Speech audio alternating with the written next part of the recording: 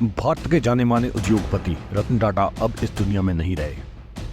Tata sons के जो chairman हैं, उन्होंने इस बात की पुष्टि की है कि रतन टाटा अब इस दुनिया को छोड़कर जा चुके हैं। पहले भी ये खबर चल रही थी कि उनकी सेहत को देखते हुए उनको मुंबई के हॉस्पिटल में दाखिल करवाया गया था, लेकिन अब जो खबर निकलकर सामने आई है उससे ये पुष्टि हो चुकी है कि रतन टाटा अब इस दुनिया से जा चुके हैं। जी हाँ, उनका निर्धन हो चुका है। असल में हॉस्पिटल दाखिल करवाने के बाद रतन टाटा ने खुद एक ट्वीट किया था जिसमें उन्होंने बताया है कि वो अब ठीक है। लेकिन जो बात अब निकलकर सामने आ रही है, 3 दिन पहले एक खबर निकलकर सामने आ रही थी जब किसी ने ये अफवाह उड़ा दी थी कि रतन टाटा का निधन हो चुका है, लेकिन तब उन्होंने खुद इस बात पर ट्वीट कर बताया था कि वो ठीक है और हॉस्पिटल में जेरे इलाज है। लेकिन आज जो अभी निकलकर खबर आई है उससे ये क्लियर हो गया है कि रतन टाटा की डेथ हो चुकी है। अगर बात करें तो 86 साल की उम्र में रतन टाटा इस दुनिया को अलविदा कहकर गए हैं। भारत में अगर उनके योगदान की बात करें तो बहुत बड़ा रहा है। भारत की स्थिति को आगे बढ़ाने के लिए उन्होंने बहुत बड़े बड़े काम किए थे। उनका जन्म 28 दिसंबर 1937 में हुआ था। 9 अक्टूबर 2024 को वो इस दुनिया को छोड़कर जा चुके हैं। भारत के प्रधानमंत्री नरेंद्र मोदी ने भी उनकी फोटो के साथ अपनी फोटो शेयर कर उनको श्रद्धांजलि अर्पित की है। साथ ही उन्होंने रतन टाटा के बारे में लिखा है और इसी प्रकार अगर देखें तो बहुत सारे लोगों ने अपनी संवेदनाएं प्रकट की है रतन टाटा के बारे में, क्योंकि वो बहुत बड़े उद्योगपति हुए हैं भारत के, जिन्होंने बहुत सारे लोगों की जिंदगी बदलने के लिए अपना बहुत कुछ लोगों में दान किया है। और इतना ही नहीं, बहुत सारे ऐसे ब्रांड हैं जिनके बारे में लोग जानते भी नहीं, रतन टाटा के द्वारा चलाए जा रहे थे। के अलावा भी बहुत सारे ऐसे ब्रांड थे जिनको रतन टाटा चला रहे थे और लोगों में बहुत प्रचलित हुए।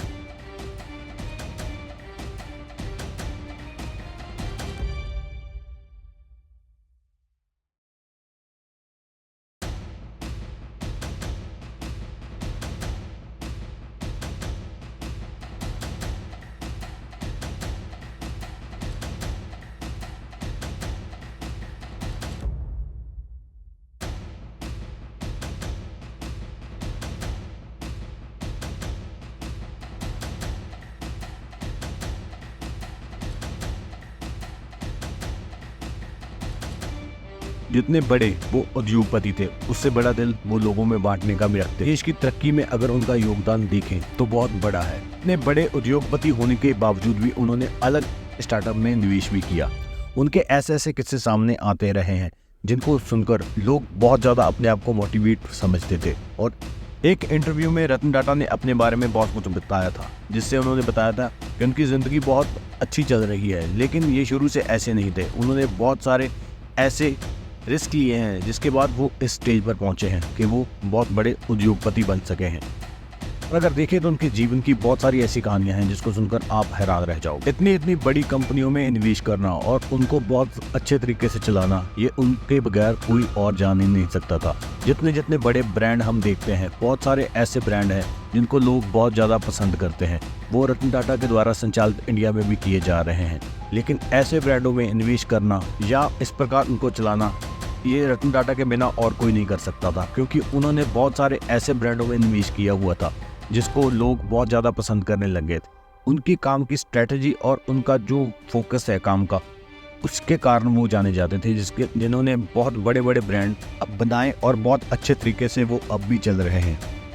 ये कहानी तब स्टार्ट होती है जब 1991 में टाटा ग्रुप के चेयरमैन JRD टाटा ने रतन टाटा को अपना उत्तराधिकारी बना दिया, क्योंकि JRD टाटा को भी यही लगता था कि रतन टाटा के बिना उनकी जो कंपनी है उसको कोई और नहीं संचालित कर सकता अच्छे तरीके से, और इसीलिए उन्होंने रतन टाटा पर यकीन करके उनको अपना उत्तराधिकारी घोषित कर दिया। तब से लेकर आज तक रतन टाटा ही इस ग्रुप को संभालते थे। इस प्रकार रतन टाटा ने इस प्रकार काम किया कि इसको ग्लोबल ब्रांड बना दिया।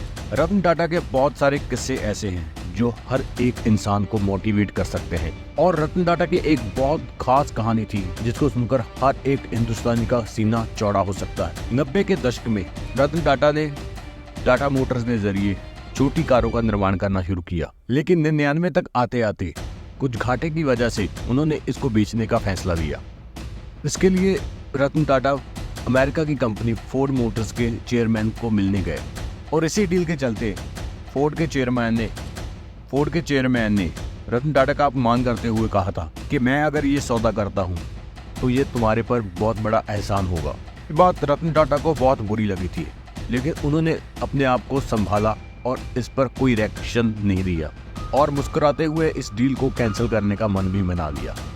और इसके बाद रतन टाटा ने बहुत हार्ड वर्क किया। उन्होंने अपना सारा फोकस टाटा की इन कारों की तरफ लगाया और जो खामियां लगती थी उनको दूर करने का फैसला किया और प्रॉपर तरीके से पूरे माइंड के साथ, पूरे फोकस के साथ इस पर काम करना शुरू कर दिया।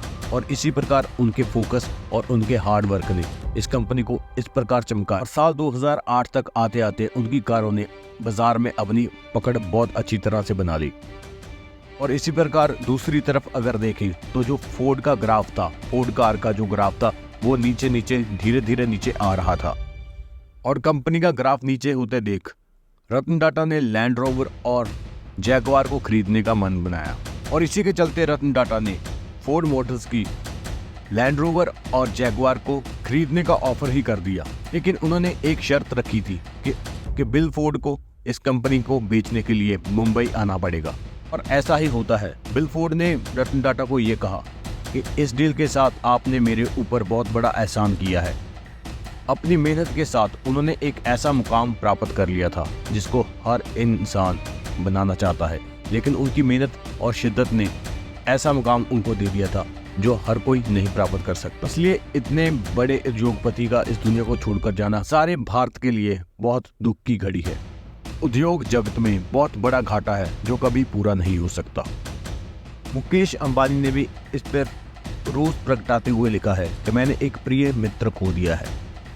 और रतन टाटा की बहुत सारी बातें ऐसी भी थी सुनने में मिलती हैं जो बहुत ही मोटिवेट करती है लोगों को। वो कहते थे कि मैं दुश्मन से भी कुछ ना कुछ सीख लेता हूँ। और उनका ये भी कहना था कि सबसे बड़ा जोखिम चुप कर बैठ जाना ही सबसे बड़ा जोखिम है। अगर आप मेहनत करोगे, अगर आप हार्ड वर्क करते हो तो कभी ना कभी ऐसा टाइम आता है जब आपका टाइम आ जाता है और आपको उस सारे किए का फल मिल जाता है जो आपने हार्ड वर्क किया हो। और ऐसी बहुत सारी बातें रतन टाटा के बारे में सुनने को मिलती है जिससे उनका किरदार, उनके विजन के बारे में पता चलता है कि किस विजन को लेकर चले थे और कहां तक उन्होंने अपने बिजनेस को पहुंचाया था अपनी मेहनत और हार्ड वर्क के द्वारा। और अगर बात करें तो भारत की आर्थिक स्थिति को मजबूत करने में जो काम रतन टाटा ने किया वो बहुत ही बड़ा है। भारत को आगे लेकर जाने में उनका जो योगदान है उसको भुलाया नहीं जा सकता। और इसी प्रकार जो उन्होंने भारत के लिए किया उसको भूलना नामुमकिन है।